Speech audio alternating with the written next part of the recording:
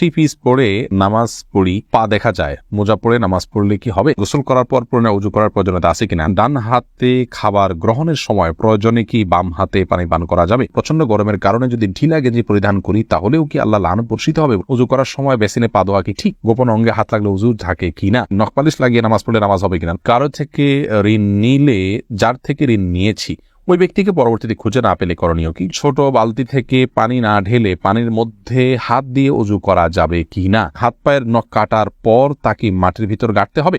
হাসিবুল হোসেন জানতে চেয়েছেন গোসল করার পর পুনরায় উজু করার প্রয়োজনীয়তা আছে কিনা? না, গোসল যদি সুন্নাহসম্মত করে থাকেন আলাদা উজু করার কোনো প্রয়োজন নাই। দুই হাতের কবজি ধুয়ে কুলি করে নাকে পানি দিয়ে মুখ ধুয়ে হাত ধুয়ে মাথা মাসে করে তারপরে গোসল শেষ করে আসলে পা ধুয়ে চলে আসবেন। এভাবে গোসল করলে আপনার আলাদা করে আর গোসল করার কোনো প্রয়োজন নেই। উজুতে আপনার গোসলের শুরুতে উজুর নিয়ত হয়ে যাচ্ছে। এস আলম আপনি আইডি থেকে জানতে চেয়েছেন গোপন অঙ্গে হাত লাগলে উজু থাকে কিনা? আমাদের দেশ উলামা ইকরামের মতে বাহানাই মতো উলামা ইকরামের মতে গোপন অঙ্গে হাত লাগলে উজু ভাঙবে না। তবে আরবিন স্কলাররা সৌদি উলামা ইকরাম তাদের মতে গোপন অঙ্গে হাত লাগলে উজু ভেঙে যাবে, যেহেতু আপনার একটা হাদিস রয়েছে যে মান মাসসা যাকারাহু ফালিয়াতাওয়াদ্দা। এই জন্য তারা হাত লাগলে বলতে কাপড়ের উপর দিয়ে নয়, সরাসরি যদি কেউ স্পর্শ করে তারা ওটাকে ওযু ভঙ্গের কারণ হিসাবে উল্লেখ করেন।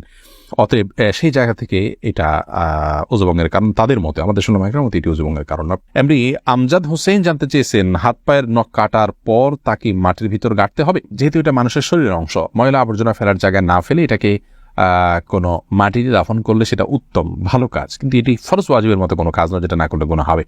উচিত করতে পারলে ভালো হয়। ফারজানা রহমান শারমিন জানতে চেয়েছেন প্রচন্ড গরমের কারণে যদি ঢিলা গেঞ্জি পরিধান করি তাহলেও কি আল্লাহ লানত বর্ষিত হবে? বোন ফারজানা, যদি বাসা বাড়িতে আপনি পড়েন তাহলে তো আল্লাহ লানত বর্ষিত হওয়ার কোনো প্রশ্নই ওঠে না। যদি গায়ে মহানামের সামনে এসে পড়ে না যান, আপনি বাসাটা পড়ার পর উপর দিয়ে পাতলা না পরে নেন যাতে আপনার সৌন্দর্য প্রকাশিত না হয় গায়ে মহানামদের সাথে। এরকম যদি চলেন তাহলে কোনো অসুবিধা নেই বাসা বাড়িতে। আর বাসা বাড়ির বাইরে যদি আপনি যান তাহলে সেক্ষেত্রে বোরকার নিচে যদি আপনি এ ধরনের পোশাক পরেন কোনো অসুবিধা নেই ইনশাআল্লাহ বিদিনিল্লাহ। অর্থাৎ আপনার পর্দা বাইরে যখন যাবেন পর্দা মেনটেন করতে হবে। গরম এর কষ্ট যত বেশি জাহান্নামের গরমের কষ্ট তার চাইতে অনেক বেশি। অতএব পর্দা লঙ্ঘন যেন না হয়, পরপুরুষের সামনে যাতে আপনার পর্দা লঙ্ঘিত না হয় সে বিষয়ে আপনি খেয়াল করবেন। এই ছাড়া বাকি অবস্থাতে আপনি করতে পারেন। এমনি ইফতিখার শুভ আপনি জানতে চেয়েছেন নখপালিশ লাগিয়ে নামাজ পড়লে নামাজ হবে কিনা? নখপালিশ লাগিয়ে যদি আপনি ওযু করেন তাহলে ওযু হবে না, আর ওযু না হলে নামাজ হবে না। অতএব বলতে পারেন নখপালিশ লাগিয়ে ওযু করে নামাজ পড়লে নামাজ হবে না। কিন্তু যদি ওযু অবস্থায় নখপালিশ লাগিয়ে আপনি নামাজ পড়েন ওযু অবস্থায় তাহলে ওই নামাজটা হবে। পরবর্তীতে আবার যখন নামাজের সময় হবে বা ওযু ভাঙবে তখন আপনাকে নখপালিশ রিমুভ করে তারপর ওযু করতে হবে, অন্যথায় এটি জায়েজ হবে না। মা বোনরা মাসিকের দিনগুলোতে নেল পালিশ ইউজ করতে পারেন, কোনো অসুবিধা নেই, যেহেতু তখন নামাজের অপশন তাদের নেই। কিন্তু পরবর্তীতে আবার নামাজ যখন শুরু হবে তার আগে তাদেরকে সেটি রিমুভ করে নিয়ে তারপর উজু করে নামাজ পড়তে হবে। মোহাম্মদ আরাফাত ইসলাম জানতেছেন ডান হাতে খাবার গ্রহণের সময় প্রয়োজনে কি বাম হাতে পানি পান করা যাবে? প্রয়োজনে বলতে কি ডান হাতে পানি পান করা উচিত, খাবার গ্রহণ করা উচিত। ইভেন আপনার খাবার খেলে আঙ্গুল চেটে তারপরে আপনি ডান হাতে ধরে খাবেন। যদি আমাদের ওলামা ইকরাম বলেন যে বাম হাতে আপনি পানির পাত্র ধরলেন, ডান হাত দিয়ে ঠেক দিলেন, তার মানে দুই হাত ধরে খালেন, এটা জায়েজ আছে, এটা একটা পন্থা মাত্র, কিন্তু সবচেয়ে উত্তম হয় সরাসরি ডান হাতে খাওয়া।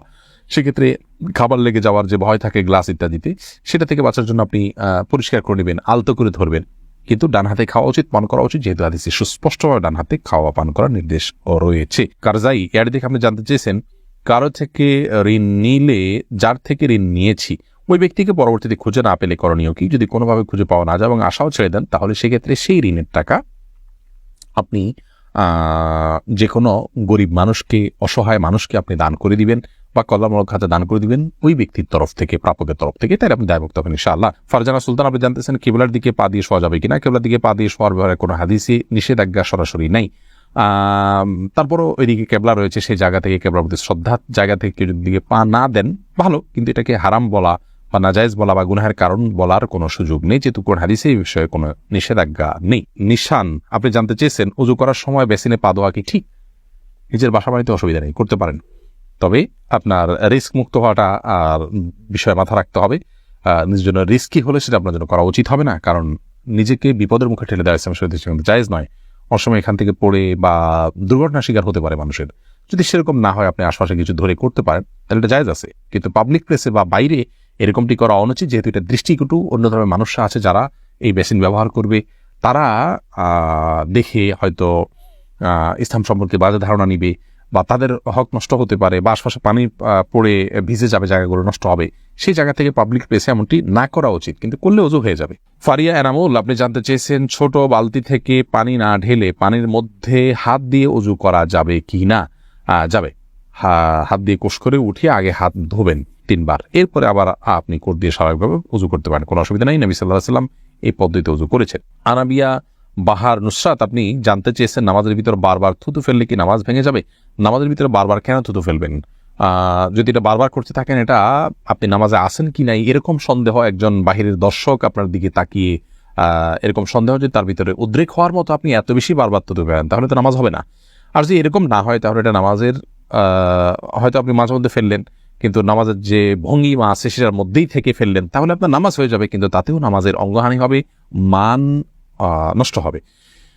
মাঝে মধ্যে আপনি বাধ্য হলেন ফেলতে, সেটা যদি আপনি ফেলেন যথাযথ উপায়, যেমন আপনি টিস্যুতে ফেললেন, মুখে পোকা ঢুকে গেছে কথা বা এই যদি কিছু, সেটা জায়েজ আছে, কিন্তু প্রায় বা বারবার এরকম করা উচিত নয়, জায়েজ নয়। লালপুরিয়াটি থেকে আপনি প্রশ্ন করেছেন গর্ভবতী অবস্থায় যদি হাতে মেহেদি দেয় তাহলে কি বাচ্চার শরীরে দাগ পড়ে? একটু জানাবেন।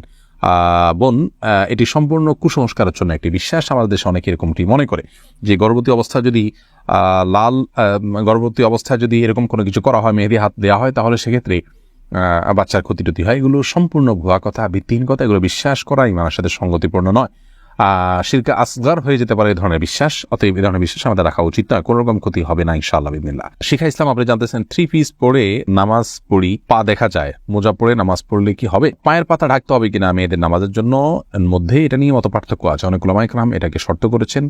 আমি ব্যক্তিগতভাবে এই মতটা চাইতে, যারা বলেন যে পায়ের পাতা, পাতা বলতে পায়ের পাতার তলের অংশ, এটা ঢাকার শর্ত দিয়ে থাকেন, তাদের মতটাকে আমি সমর্থন করি না।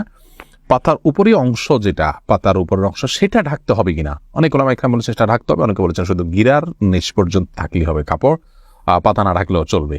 তো দুই পক্ষের ওলামা ইকরামের দলিল রয়েছে। নিরাপদ হলো এমন কাপড় পরা যে কাপড়টা অনেক বেশি লম্বা হয়, যে পায়ের পাতার উপরের অংশ সহ ঢাকা পড়ে। তলা ঢাকার জন্য, মোজা পরার জন্য আলাদা করে কষ্ট করা বা কসরত করা এটা আবশ্যক নয়। ইনশাআল্লাহ বিদিনিল্লাহ নামাজ হয়ে যাবে যদি কেউ মোজা না পড়ে। আকলিমা আখি, আপনি জানতে চেয়েছেন মুসলমান মেয়েরা ধুতি সালোয়ার পড়তে পারবে কিনা? এটা পরা উচিত নয়। ধুতি যেহেতু হিন্দুদের একটা ধর্মীয় পোশাক বলা যেতে পারে, হিন্দুদের একটা কালচার, সেই কালচারের অনুকরণ মুসলমানদের জন্য করা জায়েজ নাই। মুসলমানের জন্য অন্য আপনার মুশরিকদের বা আল্লাহ প্রতি যারা বিশ্বাস রাখেন না, সেই সমস্ত মানুষদের সংস্কৃতির অনুসরণ করা জায়েজ নয়। সেই জায়গা থেকে ধুতি সালোয়ারটা যেহেতু অনেকটা ধুতির মতো, আপনার পায়ের দিকে একটু উঠে থাকে ধুতির মতো, এটা একজন মুসলমান নারীর জন্য ব্যবহার করা উচিত না। এটা অমুসলিমদের সাথে সাদৃশ্য গ্রহণ করা। নবী সাল্লাল্লাহু আলাইহি ওয়াসাল্লাম বলেছেন মান তাশাব্বাহা বিকওমিন ফাহুয়া মিনহুম, যে ব্যক্তি কোনো জাতির সাথে সাদৃশ্য গ্রহণ করছে তাদের অন্তর্ভুক্ত। আবু দাউদে বর্ণিত হাদিসের আলোকে এটি করা উচিত না।